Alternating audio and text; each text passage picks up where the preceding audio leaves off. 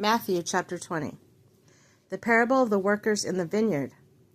For the kingdom of heaven is like a landowner, who went out early in the morning to hire workers for his vineyard.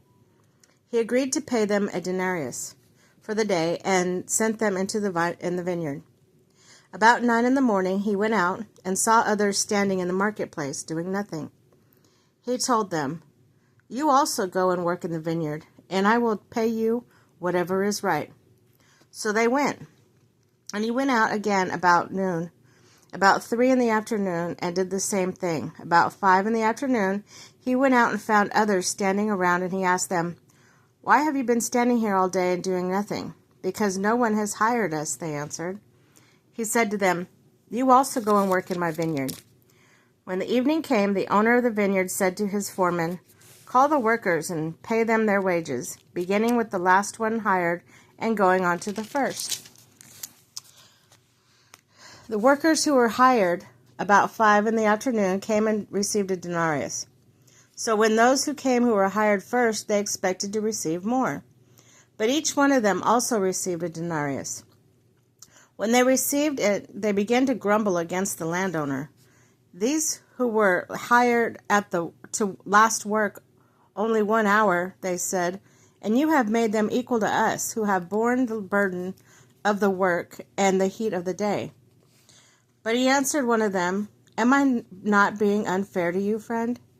Did you agree to work for a denarius? Take your pay and go.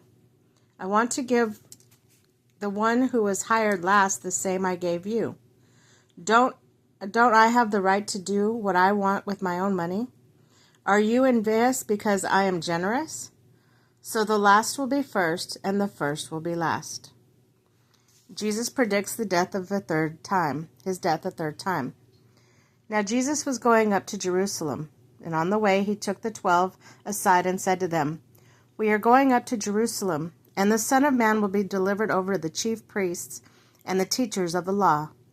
They will condemn him to death, and will hand him over to the Gentiles to be mocked, flogged, and crucified. On the third day he will be raised to life." A mother's request. Then the mother of Zebedee's sons came to Jesus with her sons, kneeling down, and asked a favor of him. "What is it you want?" he asked. She said, "Grant that one of these 2 sons of mine may sit at your right and the other at your left in your kingdom." "You don't know what you're asking," Jesus said to them. "Can you drink the cup I am going to drink?" "We can," they answered. Jesus said to them, "You will indeed drink from my cup, but to sit at my right or left is not for me to grant. These places belong to those for whom they have been prepared for by my Father." When the 10 heard about this, they were indignant with the two brothers. Jesus called them together and said, "You know that the rulers of the Gentiles lord over them, and their high officials exercise authority over them. Not so with you. Instead, whoever wants to become great among you must become your servant, and whoever wants to be first must be your slave.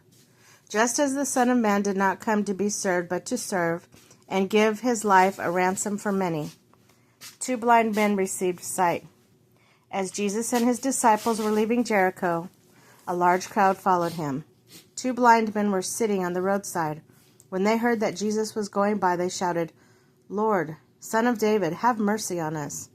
The crowd rebuked them and told them to be quiet, but they shouted all the louder, "Lord, Son of David, have mercy on us." Jesus stopped and called them.